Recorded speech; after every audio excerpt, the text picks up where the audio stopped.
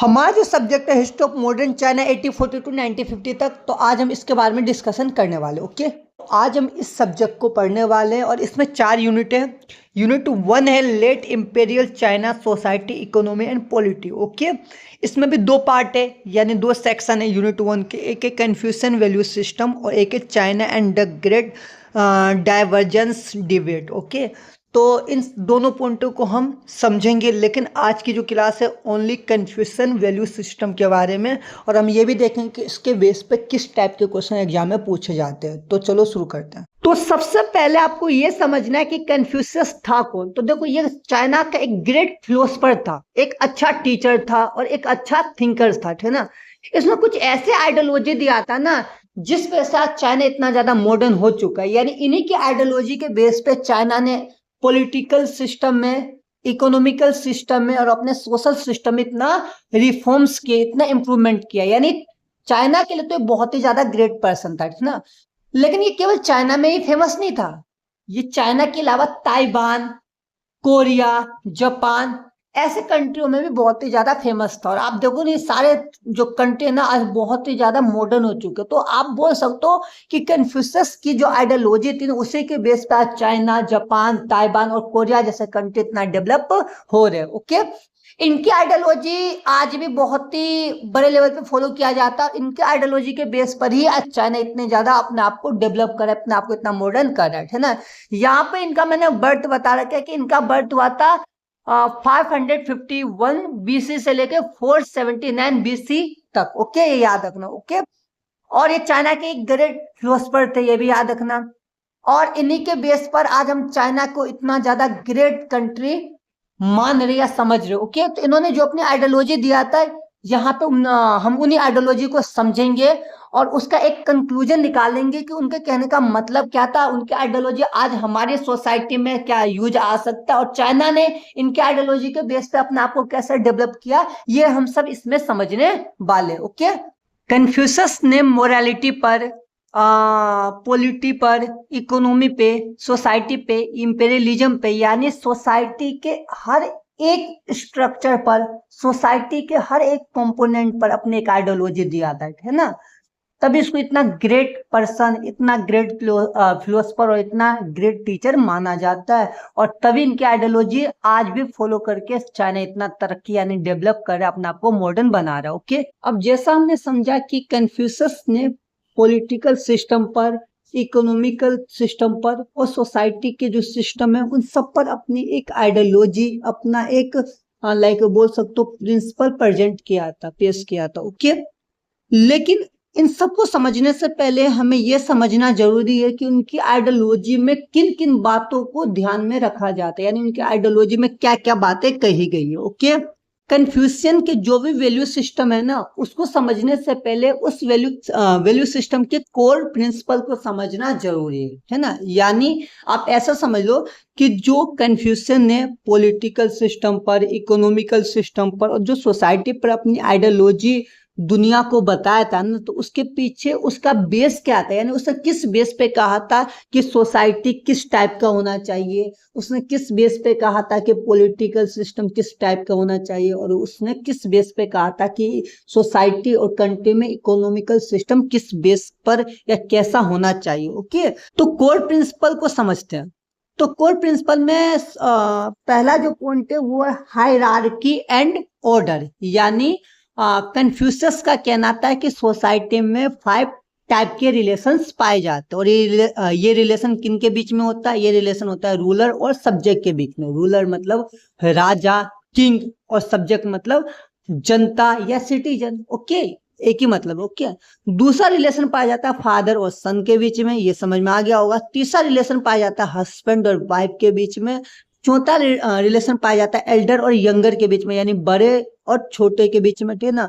और पांचवा रिलेशन पाया जाता है फ्रेंड टू फ्रेंड के बीच में। ओके, तो इसको इन्होंने नाम दिया था हायरार्की एंड ऑर्डर। और इनका कहना था कि सोसाइटी में ये 5 टाइप के रिलेशन पाए जाते हैं, इनके अलावा सोसाइटी में और कोई रिलेशन नहीं होता। अब यहाँ पे एक डाउट ये है कि सोसाइटी में तो और भी रिलेशन पाए जाते हैं, लेकिन उन्होंने इन 5 रिलेशन को ही क्यों इम्पोर्टेंट कहा था। तो उनका कहना था कि बाकी रिलेशन भी सोसाइटी में होते हैं, लेकिन सोसाइटी का बेस इन 5 रिलेशन पर ही टिका होता है। ओके, तो आप ऐसा समझ लो। इसके बाद इन्होंने अपने कोर प्रिंसिपल का जो सेकंड पॉइंट बताया था ना, उसका इन्होंने नाम रखा था फिलियल पाइटी। फिलियल पाइटी मतलब होता है कि अपने से बड़े, जैसे अपने माता पिता, अपने से बड़े जैसे उनके अध्यापक हो गए, सीनियर सिटीजन हो गया, ठीक है ना, इनको एक रिस्पेक्ट देना है, इनके ऑर्डर को फॉलो करना है और इनकी हमेशा हेल्प करनी है। ओके, तो इन्होंने कहा था कि जब हम ऐसा करेंगे तभी एक ग्रेट चाइना बनेगा। ओके, तो इसका नाम इन्होंने दिया था फिलियल पाइटी। ओके, ये याद रखना। इसके बाद इन्होंने अपना तीसरा कोर प्रिंसिपल बताया था कि हर एक चाइना के सिटीजन को अपने फैमिली के लिए और अपने देश के लिए, यानी अपने किंग के लिए लॉयल रहना। लॉयल मीन्स लॉयल्टी रखना है, ईमानदार रहना, ठीक है ना। अपने फैमिली के लिए भी कोई ना कोई ड्यूटी फॉलो करना है और अपने स्टेट के लिए भी कोई ना कोई ड्यूटी फॉलो करना है, तभी एक ग्रेट चाइना बनेगा। इसका नाम इन्होंने रखा था family as model of state. Okay, इसके बाद इन्होंने अगला जो कोर प्रिंसिपल बताया था वो बताया था उन्होंने मॉडल गवर्नेंस। इसका मतलब होता है कि एक किंग का भी यही ड्यूटी है कि वो अपने देश के सिटीजन के लिए होनेस्टली लॉ एंड ऑर्डर बनाए, पॉलिसी बनाए, थे ना, और वो सही से गवर्नेंस करे, यानी सही से शासन करे, सही से रूल करे। ओके, सिटीजन के फेवर में रूल करे। ओके, तो इस पॉइंट पे इन्होंने ऐसे समझाया, ठीक है। इन्होंने कहा था कि हर एक चाइना के किंग को या हर एक चाइना के जो गवर्नमेंट है, जो गवर्नेंस करते हैं, उनको भगवान के आदेश अनुसार, भगवान ने जो बातें कही है चाइना के लिए, जो उनके गॉड है या लाइक जो उनके अपने देवी देवता है ना, तो उन्होंने बोला था उनके अकॉर्डिंग उनको शासन करना चाहिए, रूल करना चाहिए, उनके अकॉर्डिंग जनता के फेवर में, यानी सिटीजन के फेवर में लॉ एंड ऑर्डर बनाना चाहिए। ओके, इसके बाद इन्होंने अपना एक अगला जो कोर प्रिंसिपल बताया था वो बताया था उन्होंने एजुकेशन एंड मेरिटोक्रेसी। इसका मतलब ये होता है कि हर इंसान को उनके एजुकेशन के बेस पे, उनके मेरिट के बेस पे जॉब मिलना चाहिए, ठीक है ना, जो कि हमारे देश में नहीं मिलता है, ठीक है ना। लेकिन इन्होंने कहा था कि चाइना को आपको ग्रेट चाइना बनाना है ना, तो हर इंसान को जॉब उनके मेरिट के अनुसार, यानी उनके मेरिट के अकॉर्डिंग दो, उनके एजुकेशन के अकॉर्डिंग दो, तभी सही इंसान को सही जॉब मिलेगा। ओके, तो ये बात भी इन्होंने इसमें कही थी। ओके, इसके बाद जो अगला कोर प्रिंसिपल है वो रिचुअल्स एंड हार्मनी। इसका मतलब होता है कि चाइना के हर बंदे को जो उनका अपना एक रिचुअल्स है ना, यानी चाइना का जो अपना एक रिचुअल्स है, रिचुअल्स मतलब परंपरा है, ठीक है ना, उसको सही से प्रॉपर कंडक्ट होके फॉलो करना। प्रॉपर कंडक्ट मतलब होता है कि आचरण, लाइक डिसिप्लिन होकर फॉलो करना है, ठीक है ना। हर रिचुअल को उसके जो भी रूल्स उसके अकॉर्डिंग फॉलो करना है, ठीक है ना, और डिसिप्लिन के साथ फॉलो करना है। यानी डिसिप्लिन को यहाँ पर ज्यादा वैल्यू दिया गया था कि आपको डिसिप्लिन में रहकर ही हर काम करना है। ओके, इसके बाद जो इन्होंने अपना अगला कोर प्रिंसिपल बताया था वो होता है स्टेबिलिटी ओवर चेंज, ठीक है ना। इसका मतलब है कि इन्होंने कहा था कि चाइना के एवरी पर्सन को नए ट्रेडिशन को अपनाना है, नए ट्रेडिशन को फॉलो करना है, ठीक है ना, नए नए टेक्नोलॉजी को फॉलो करना है, नई टेक्नोलॉजी को एक्सेप्ट करना है। लेकिन नए नए टेक्नोलॉजी और नए नए इनोवेशन को एक्सेप्ट तो करना है, लेकिन अपने पुराने ट्रेडिशन को नहीं छोड़ना है। ये चीज़ आप आज भी चाइना में देख सकते हो कि चाइना नए नए टेक्नोलॉजी ला रहा है, नए नए ट्रेडिशन ला रहा है, नए नए इनोवेशन कर रहा है, लेकिन वो अपने कल्चर, जो उनका रूट कल्चर है ना, उसको वो अभी भी आज भी फॉलो कर रहे हैं। हमारी तरह नहीं कि हम अपने रूट कल्चर को भूल गए। ओके, तो ये कन्फ्यूशस के कुछ कोर प्रिंसिपल थे जिसके बेस पे इन्होंने अपना एक पॉलिटिकल आइडियोलॉजी डेवलप किया था, जिसके बेस पे इन्होंने अपना एक सोशल आइडियोलॉजी डेवलप किया था, और जिसके बेस पे इन्होंने अपना एक इकोनॉमिकल आइडियोलॉजी डेवलप किया था, जिसके बारे में हम आज और आगे पढ़ने वाले। ओके, तो इसको समझ लो। ओके, ये कोर प्रिंसिपल आपको समझना जरूरी है। ओके, और मुझे लगता है आपको ये समझ में आ गया होगा। अब जैसे अभी तक हमने समझा कि कन्फ्यूशस ने पॉलिटिकल सिस्टम, सोशल सिस्टम और इकोनॉमिकल सिस्टम सब पर अपना पॉइंट ऑफ व्यू रखा था। ओके, अपना पॉइंट ऑफ व्यू दिया था। ओके, तो सबसे पहले हम समझते हैं कि कन्फ्यूशस ने पॉलिटिकल सिस्टम पे क्या कहा था। तो इनका कहना था कि एक राजा को पावर के बजाय अच्छा काम करके रूल करना चाहिए। यानी अगर एक राजा है ना, तो अगर वो जनता को डरा कर, यानी देश के लोग को डरा कर, धमका कर शासन कर रहा है, रूल कर रहा है, अपना गवर्नमेंट चला रहा है, तो ये गलत है। उसका कहना था कि राजा या किंग को, है ना, गवर्नमेंट को या किंग को कुछ ऐसे काम करने चाहिए ना जिससे जनता, यानी देश के जो लोग हैं ना, उसको अपने आप ही, देश के जो सिटीजन है ना, उसको अपने आप ही पसंद करना पसंद करने लगे। ओके, यानी उसका कहना था कि अगर कोई राजा या कोई किंग अच्छा काम करता है तो देश के जो सिटीजन है ना वो उसको ऑटोमेटिकली पसंद करेंगे, वो ऑटोमेटिकली लंबे समय तक शासन करेगा। कभी भी राजा या किंग को लोगों को डरा कर या धमका कर रूल नहीं करना चाहिए, ठीक है। इन्होंने इसमें एक बात और कहा था, mandate of haven. Mandate of haven मतलब उन्होंने कहा था कि ये स्वर्ग से आया गया, यानी हेवन से आया गया एक आदेश है कि एक राजा को अच्छे काम करके ही रूल करना चाहिए। जब वो अच्छा काम करना बंद कर दे तो तभी उसको अपने पोस्ट से रिजाइन कर देना चाहिए। यानी जब तक वो अच्छा काम कर रहा तब तक उसको रूल करना चाहिए। जब तक वो देश के लोगों के अगेंस्ट होकर, देश के सिटीजन के अगेंस्ट होकर कोई काम करने लग रहा है तो उसको अपना जो पद है यानी जो अपना पोस्ट है उसको छोड़ देना चाहिए। यही उसकी मोरल ड्यूटी है, यही मैंडेट ऑफ हेवन है, यानी स्वर्ग से भेजा गया आदेश है, स्वर्ग से भेजा गया, हेवन से भेजा गया एक ऑर्डर है। ओके, ये समझ लो। इन्होंने ये भी कहा था कि अगर कोई गवर्नमेंट का कोई भी मेंबर या कोई भी किंग करप्शन करता है या करप्ट होता है ना, या फिर देश के लॉ एंड ऑर्डर के अगेंस्ट जाकर कोई काम करता है तो उसको उसी समय देश के लोगों द्वारा हटा देना चाहिए। यही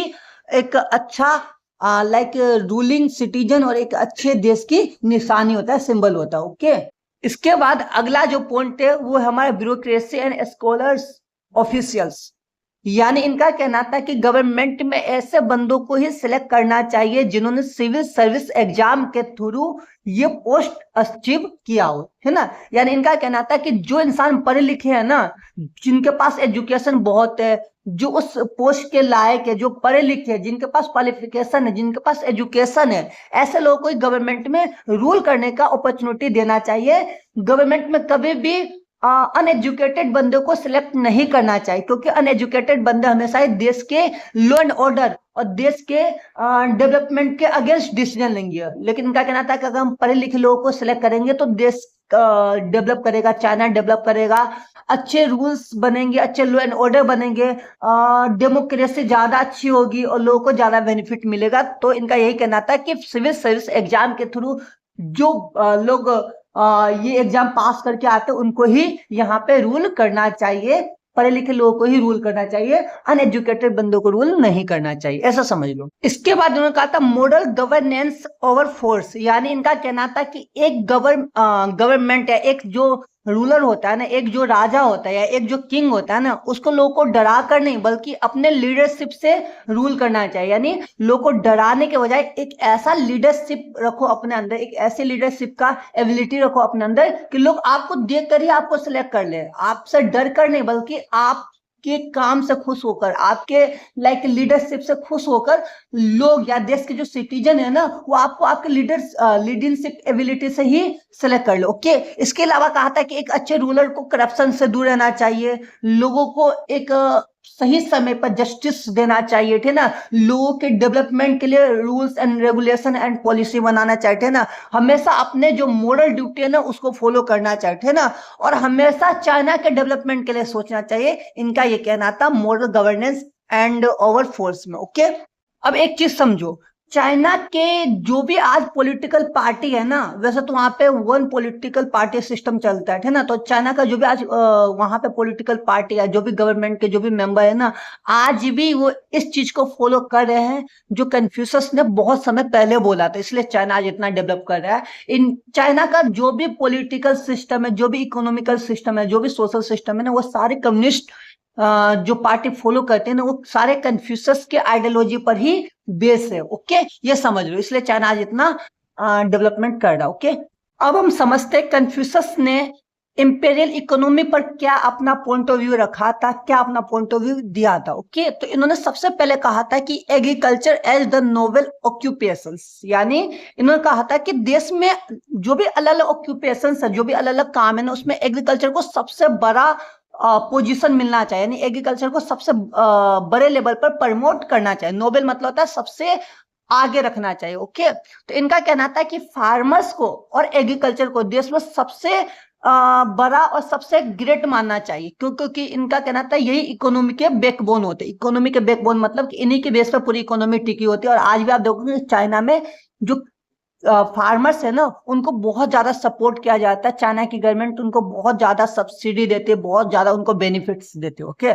इसके बाद इन्होंने कहा था कि हर गवर्नमेंट का एक मोरल ड्यूटी है कि उसको कमर्शियल एक्सपेंशन की जगह एग्रीकल्चर को एक्सपेंशन करना चाहिए, एग्रीकल्चर को एक्सपेंड करना चाहिए, ठीक है ना। तो इनका कहना था कि हमें एग्रीकल्चर पे सबसे ज्यादा ध्यान देना है, हमें फार्मर्स पे सबसे ज्यादा ध्यान देना है, क्योंकि इनका यह भी मानना था कि जिस देश में एग्रीकल्चर अगर डाउन हो जाए या डिक्लाइन हो जाए ना, उस देश की इकोनॉमी को कभी भी लाइक ऊपर या कभी भी आगे नहीं बढ़ाया जा सकता। अगर आपको अपनी इकोनॉमी को आगे बढ़ाना है, यदि आपको अपनी इकोनॉमी को लाइक एक अच्छे लेवल पे ले जाना है, तो आपको एग्रीकल्चर को प्रमोट करना पड़ेगा, एग्रीकल्चर के सपोर्ट में law and order and policy बनाना पड़ेगा। ओके, ये कह रहा था कन्फ्यूशस का। ओके, अब देखो आगे इन्होंने कहा था लो स्टेटस ऑफ मर्चेंट्स, यानी इनका कहना था कि जितने भी अमीर या जितने भी यहाँ पर लाइक कैपिटलिस्ट, जो यहाँ पर बड़े बड़े अमीर लोग हैं ना, उनको इन्होंने किसानों से नीचे रखा था, यानी ये अमीर लोगों को किसानों से नीचे समझते थे। क्योंकि इनका कहना था कि जितने भी अमीर लोग हैं ना, ये अपने प्रॉफिट के लिए काम करते हैं,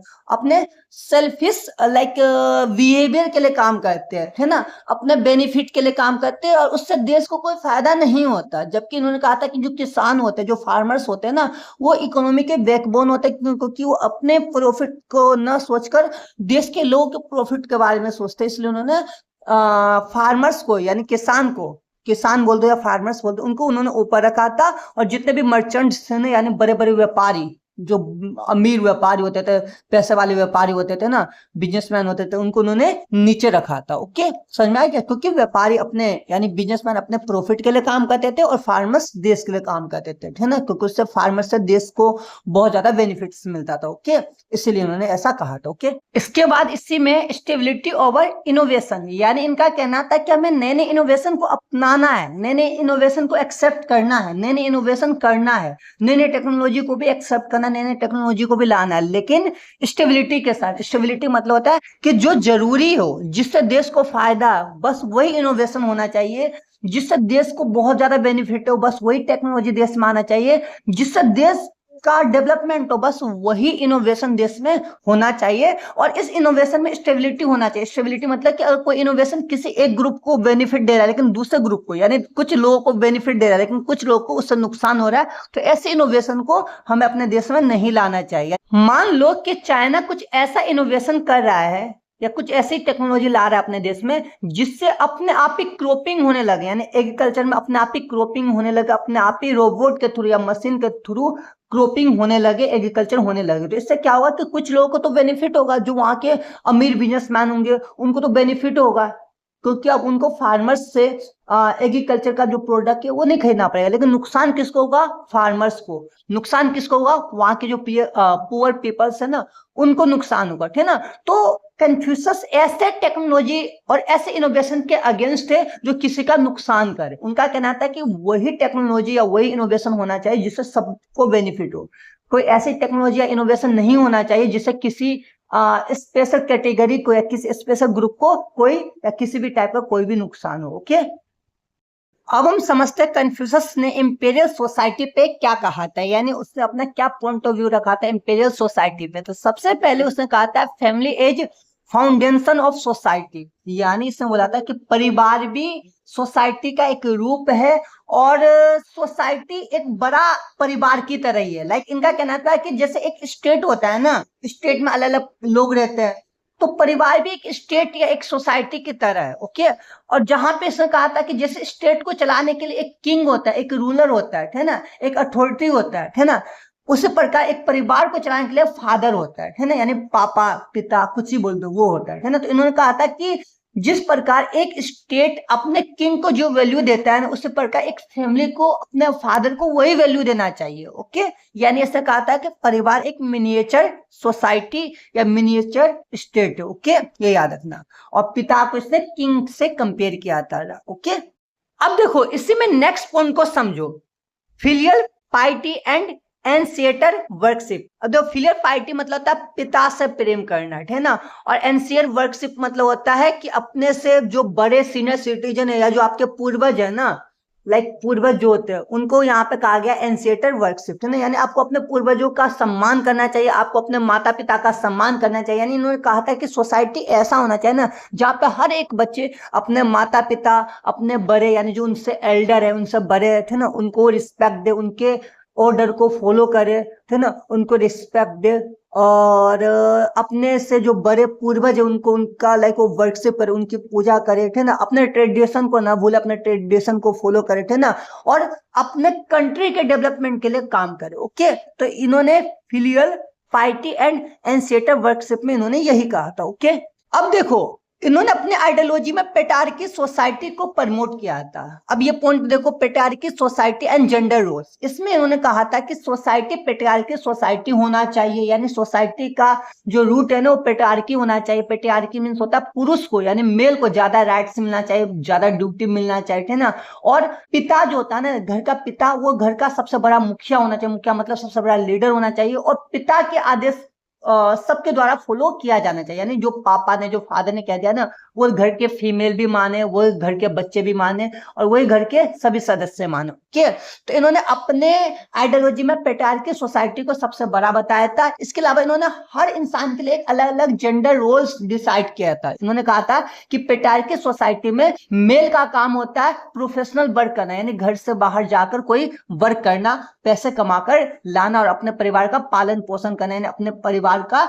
देख रेख करना, जो भी हो पैसे वैसे देना, पैसे वैसे कमाना। ओके, इन्होंने जेंडर रोल्स के अकॉर्डिंग फीमेल के लिए भी कुछ रोल्स डिसाइड किया था। इन्होंने कहा था कि एक जो फीमेल होता है ना उसका काम ये है कि शादी से पहले वो अपने पिता से प्रेम करे, शादी के बाद अपने पति से प्रेम करे, है ना, और जब पति जॉब पे चले जाएं तो उसके बाद उसको अपने बच्चों से प्रेम करना, उनका केयर करना। यानी इनका कहना था कि महिला का काम होता है परिवार का केयर करना। ओके, इस तरीके से उन्होंने एक अलग अलग रोल डिसाइड किया था। अब ये देखो, ये पेट्रियार्की सोसाइटी, जब हम इसके नेगेटिव पॉइंट पढ़ेंगे ना तो उसमें हम ये पॉइंट डाल सकते हैं कि इन्होंने पेट्रियार्की सोसाइटी को कुछ ज्यादा ही प्रमोट कर दिया, है ना। हालांकि कन्फ्यूशस के सारे आइडियोलॉजी, सारे थिंकिंग, सारे पॉइंट ऑफ व्यू सही थे, लेकिन यहाँ पे जो सब पेट्रियार्की सोसाइटी को प्रमोट किया है ना, कई बार हमें इसको लाइक कहा जाता है कि आप इसके अगेंस्ट कुछ पॉइंट ऑफ व्यू लिखो, थे ना, तो आप इसके अगेंस्ट ये पॉइंट ऑफ व्यू लिख सकते हैं कि ये पेट्रियार्की सोसाइटी को कुछ ज्यादा फेवर में थे। ओके, तो ये याद रखना, जब हमें इसके अगेंस्ट कुछ लिखना हुआ तो हम ये पॉइंट उस समय भी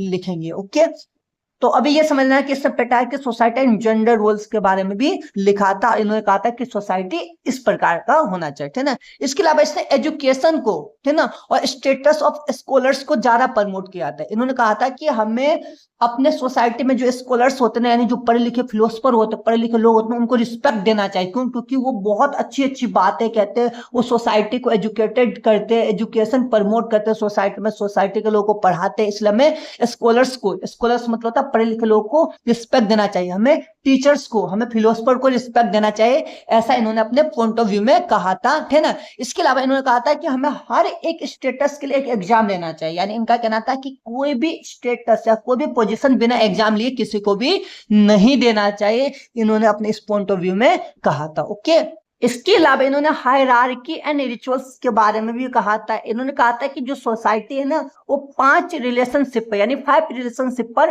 बेस होता है। वो 5 रिलेशनशिप आपको याद है जो हमने शुरुआत में पढ़ा था, जब मैंने आपको इनके कोर वैल्यू बताया था। वो 5 रिलेशन यानी 5 रिलेशन कौन कौन से थे? रूलर्स एंड सब्जेक्ट का याद करो, दूसरा था फादर एंड सन का, हो गया 2, तीसरा था हस्बैंड एंड वाइफ का, चौथा था एल्डर एंड यंगर का, और 5वां था फ्रेंड टू फ्रेंड का, है ना। तो इसने कहा था कि सोसाइटी में ये 5 टाइप के रिलेशन पाए जाते हैं। ये हमने कोर प्रिंसिपल में भी पढ़ा था, आप याद करो, जब मैंने आपको शुरुआत में बताया था। ओके, तो इन्होंने इस पॉइंट में भी इसके बारे में कहा है कि सोसाइटी इन 5 रिलेशन पर बेस होता है। और इसके अलावा इन्होंने कहा था कि हमें सोसाइटी में सभी को डिसिप्लिन को फॉलो करना चाहिए। हम अपने जो डेली रूटीन होता है या जो हमारी डेली की जो लाइफ होती है ना उसमें हमें डिसिप्लिन को फॉलो करना चाहिए। हमें अपने अंदर एक डिसिप्लिन लाने के अलावा कुछ रिचुअल्स जो हमारे देश के अपने रिचुअल्स है, यानी जो चाइना के अपने रिचुअल्स है, उसको भी फॉलो करना चाहिए। हमें अपने ट्रेडिशन को फॉलो करना चाहिए, है ना, और हमें अपने अपने अंदर एक अच्छे मैनर्स लाना चाहिए। ओके, इन्होंने कहा था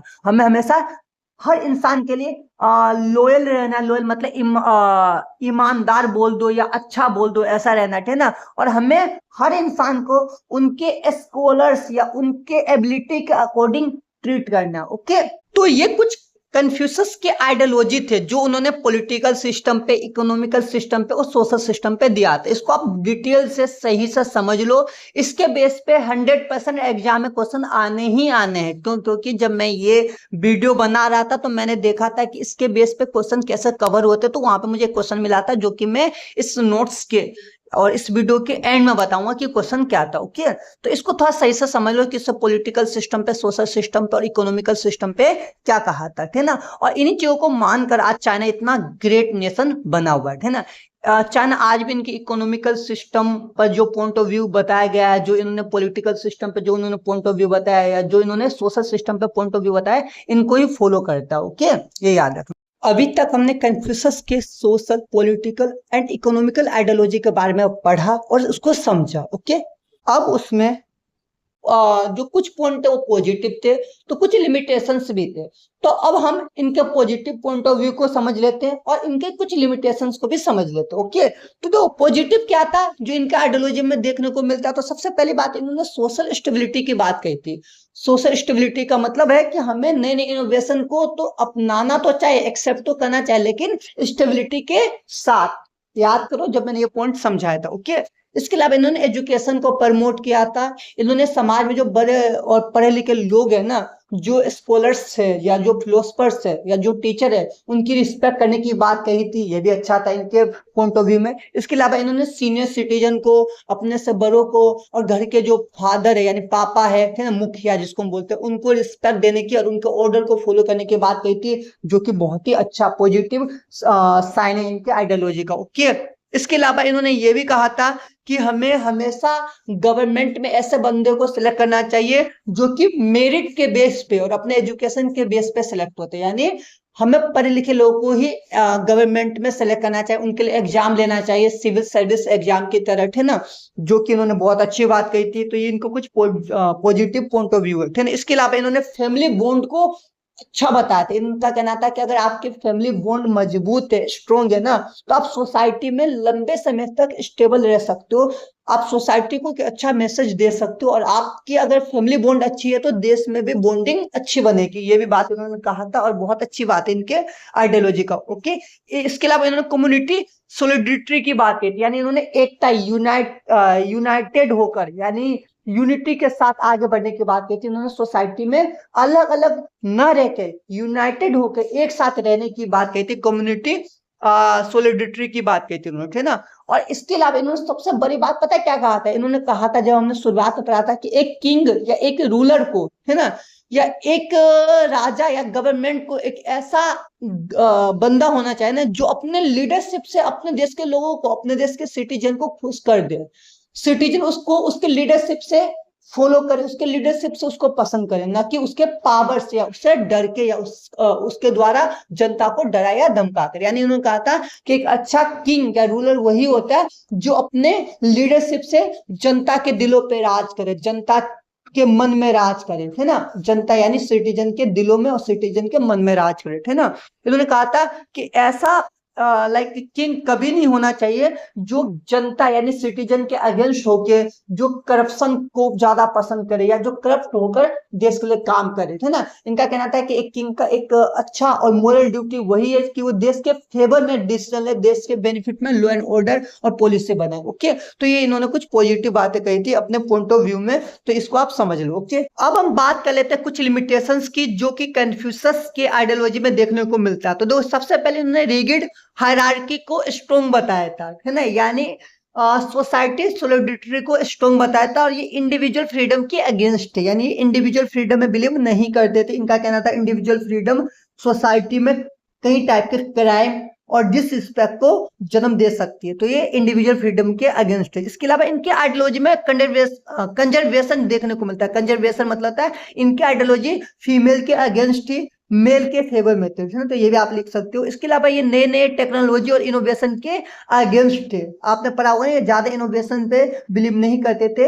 इनका कहना था कि इनोवेशन स्टेबिलिटी के साथ होना चाहिए। ओके, तो आप देख सकते हो कि नए नए इनोवेशन के भी अगेंस्ट थे, ना। इसके अलावा आपने देखा होगा कि इन्होंने अपने आइडियोलॉजी में एग्रीकल्चर और फार्मर्स को ज्यादा रिस्पेक्ट दिया था, जबकि इंडस्ट्री को और जो बड़े बड़े ट्रेडर्स और मर्चेंट थे ना या इंटरप्रेन्योर्स जो थे उनको उन्होंने डिसरिस्पेक्ट दिया था, डिसरिस्पेक्ट किया था। ओके, इनका कहना था कि हर एक इकोनॉमी का बैकबोन वहां के फार्मर्स होते हैं। लेकिन मैं आपको एक चीज बता दूं कि हर इकोनॉमी बस फार्मर के बेस पे ही नहीं चलता। वहां के जो इंटरप्रेन्योर्स होते हैं, जो वहां के ट्रेडर्स होते हैं, जो वहां के बड़े बड़े बिजनेसमैन होते हैं, वो भी इकोनॉमी को चलाते हैं। क्योंकि एक फार्मर्स जो होता है ना, वो फसल को ग्रो करता है, उसका प्रोडक्शन करता है, लेकिन उसको सेल कौन करता है? ट्रेडर्स, इंटरप्रेन्योर्स, ठीक है ना, मर्चेंट, यही तो ट्रेड करते हैं, ठीक है ना। तो यानी हर इकोनॉमी में फार्मर्स जितने जरूरी है उतने जरूरी वहां के मर्चेंट, इंटरप्रेन्योर्स और वहां के ट्रेडर्स और बड़े बड़े बिजनेसमैन भी जरूरी है। ओके, और इन्हीं के बेस पे इकोनॉमी मजबूत बनता, मॉडर्न बनता है।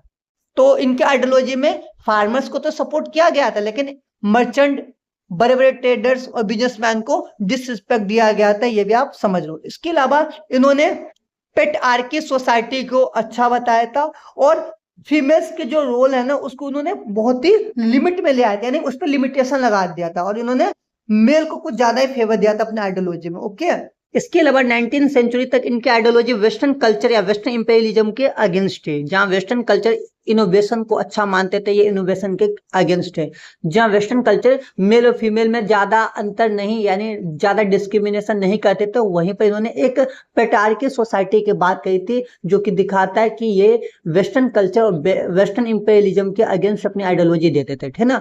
हालांकि अब इनके ऊपर या इनके पॉइंट ऑफ व्यू में ज्यादा लिमिटेशन नहीं, इतना ही है, तो इसी को आप थोड़ा सही से समझ लो। ओके, एंड में जैसे कंक्लूजन है, तो कंक्लूजन में आपको यही लिखना है कि इन्होंने अपने आइडियोलॉजी में क्या क्या बातें कही थी। जैसे इन्होंने अपने आइडियोलॉजी में पॉलिटिकल, इकोनॉमिकल, सोसाइटी के बेस पर अपने एक आइडियोलॉजी दिया था, जहाँ पे इन्होंने कुछ कन्फ्यूशस वैल्यू ऑफ सिस्टम बताए थे, जिसमें उसने कुछ कोर प्रिंसिपल भी बताए थे। इन्होंने ब्यूरोक्रेसी के बारे में बताया था कि ब्यूरोक्रेसी कैसा होना चाहिए। इन्होंने एग्रीकल्चर के बारे में बताया था कि एग्रीकल्चर कैसा होना चाहिए। इन्होंने innovation, stability, moral order, patriarchy society, है ना, इन सब के बारे में बताया था। और इन्हीं चीजों को मानकर आज चाइना इतना ग्रेट नेशन बना हुआ है, यानी चाइना के डेवलपमेंट में इनका एक बहुत बड़ा रोल है। ये आपको कंक्लूजन में लिखना है, ना। कंक्लूजन कुछ ज्यादा नहीं होता, जो अभी तक आपने पढ़ा है उसी के बेस पर आपने क्या समझा है उसको आप थोड़ा 3 या 4 लाइन में डिफाइन कर दो, ये कंक्लूजन होता है। ओके, अब यहाँ पे मैंने एक क्वेश्चन लिखा है, क्योंकि ये क्वेश्चन इसी यूनिट के बेस पर एग्जाम में पूछा गया था।